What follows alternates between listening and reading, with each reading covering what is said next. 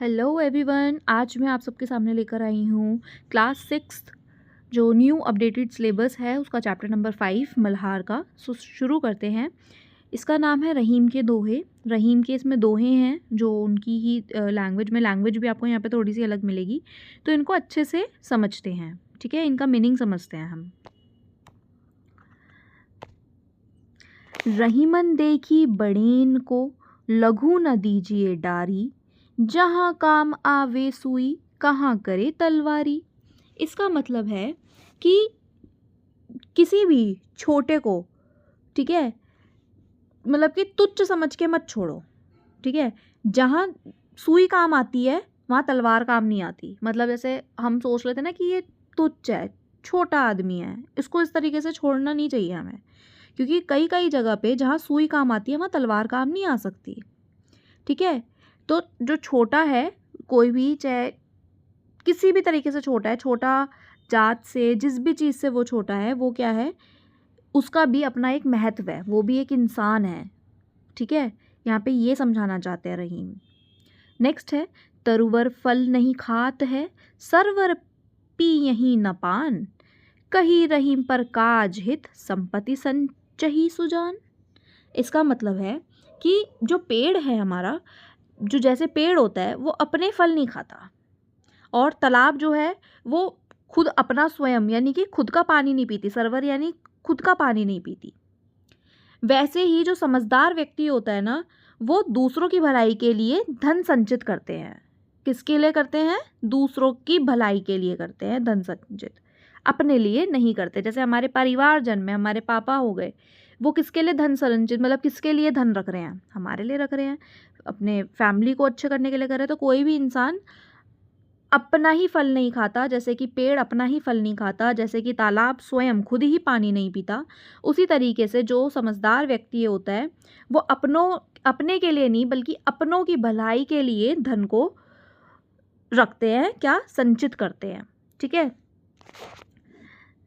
Done done. Next है हमारा, रहीमन धागा प्रेम का, मत तोड़ो छिटकाए, टूटे से फिर ना मिले, मिले गांठ पर ही जाए। इसका मतलब है कि जो हमारा प्यार होता है ना, जो प्रेम का संबंध होता है, रहीमन धागा प्रेम का, तो जो हमारा प्रेम का संबंध होता है ना, वो एक धागे के समान होता है, जैसे छोटा सा थ्रेड होता है उसके समान होता है वो। इसे झटके से नहीं तोड़ना चाहिए, छोटी मोटी बातों पे एकदम तोड़ देना नहीं चाहिए, क्योंकि अगर ये टूट जाता है और अगर आप उसको जोड़ने की कोशिश भी करोगे तो भी वो गांठ ही पड़ जाती है उसमें। मतलब कि हम कोई भी थ्रेड लेते हैं, आप करके देखो, कोई थ्रेड लेते हैं, अगर उसको हमने एक बार तोड़ दिया और अगर हम उसे जोड़ेंगे तो गांठ मार के जोड़ेंगे उसको हम, है ना। हम उसको ऐसे नहीं जोड़ सकते कि उसमें गांठ ना आए, मतलब कि बीच में रुकावटें आए, मन मुटाव लोगों के बीच में हो जाता है, वो इसी वजह से होता है। तो इसलिए छोटे छोटे से जो रिश्ते, जो भी हमारे रिश्ते होते हैं, वो बहुत नाजुक होते हैं, धागे के समान, उनको हमें संभाल के प्रेम से रखना चाहिए। रहीमन पानी राखिए, बिनु पानी सब सून, पानी गए ना उबरे, मोती मानुष चून। इसका मतलब है कि यहाँ पे पानी का जो अर्थ बताया गया है, ये पानी का जो मतलब यहाँ बता रहे हैं, पानी का मतलब है आपका, किससे मतलब है? मर्यादा से, कि हमारी क्या लिमिटेशंस हैं। ठीक है, उससे मतलब है। और दूसरी चीज़ हमारी विनम्रता, प्यार से जो भी हम बात करते हैं उसके बारे में बात कर रहे हैं। ठीक है, तो पानी का अर्थ यहाँ पे मर्यादा और विनम्रता है। जैसे बिना पानी के मोती, इंसान और चूना, यहाँ पे लिखा है ना, बिनु पानी सब सून, पानी गए ना उबरे, मोती मानुष चून। जो मोती मानुष चून जो है, ठीक है, इंसान और चूना, ये सब क्या है, बेकार ही हो जाता है बिना पानी के। वैसे ही अगर हम मर्यादा में नहीं रहते अपने, वैसे ही बिना मर्यादा के सब कुछ व्यर्थ हो जाता है। इसलिए हमें अपनी लिमिटेशंस को कभी भी नहीं भूलना चाहिए, ज़्यादा ओवर कोई भी काम नहीं करना चाहिए। अपनी लिमिटेशंस को हमेशा अपने दिमाग में रख कर ही काम करना चाहिए। ठीक है, तो वो यहाँ पे यही बता रहे हैं कि जैसे कि पानी जो है, वो पानी को मर्यादा और विनम्रता बताया गया है इस दोहे के अंदर। और यहाँ पे वो ये चीज़ बता रहे हैं कि जो भी इंसान हुआ या फिर मोती हुआ या फिर चूना हुआ, कुछ भी हुआ, वो जैसे बिना पानी के नहीं रह सकता, उसी ही तरीके से अगर कोई भी व्यक्ति मर्यादा के साथ नहीं रहता ना, तो उसका जीवन बेकार है। ये समझाना चाह रहे हैं रहीम। नेक्स्ट है, रहीमन विपादहु भली जो थोरे दिन होए, हित अनहित या जगत में जानी परत सब कोय। इसका मतलब है कि थोड़े समय के लिए आई हुई जो विपत्ति, जो भी टेंशन होती है, विपत्ति भी अच्छी होती है जो थोड़े समय के लिए आती है, क्योंकि इससे अपने और पराये की पहचान हो जाती है। किसी के पे विपत्ति आती है ना, अपना पराया, सब लोग हमसे पीछे हट जाते हैं, कोई हमारा साथ नहीं देता। हमें अपनी परेशानियों से हमेशा आज तक अकेले ही लड़ना पड़ता है, बोल देते हैं। और सबसे ज़्यादा रिश्ते जब हम पे विपत्ति आती है, जब हमारा बुरा टाइम आता है, सबसे ज़्यादा चेहरे सब लोगों के तब पता चलते हैं कि कौन हमारा सगा है, कौन हमारा सगा नहीं है।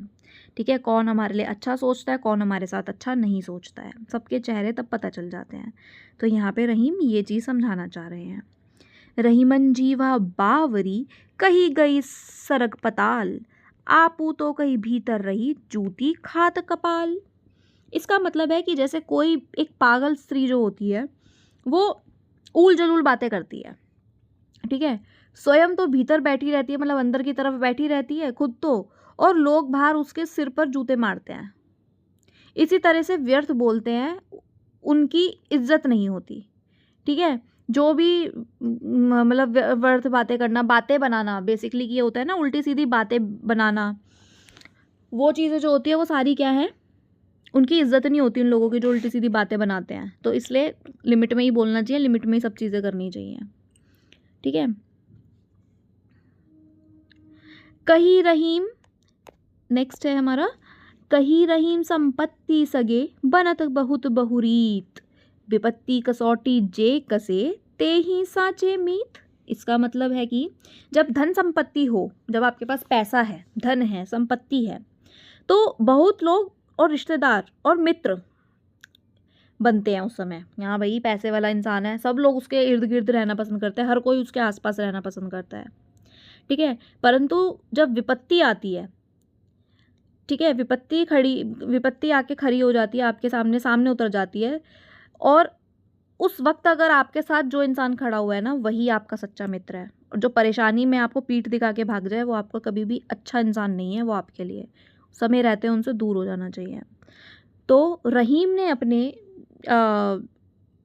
दोहे से काफ़ी कुछ चीज़ें सिखाने का प्रयास किया है, यहाँ पे काफ़ी कुछ चीज़ें समझाने का प्रयास करा है कि किस तरीके की दुनिया है, किस तरीके की दुनिया नहीं है।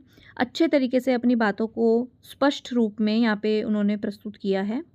तो आई होप आपको ये वाला चैप्टर बहुत अच्छे से समझ में आया होगा। इन केस अगर आपको कोई भी प्रॉब्लम रहती है, कुछ भी नहीं समझ में आया, तो आप मेरे को कमेंट बॉक्स में कमेंट कर सकते हैं, मैं आपका रिप्लाई ज़रूर करूँगी। ओके, मिलते हैं अपनी नेक्स्ट वीडियो के साथ। Thank you so much for watching.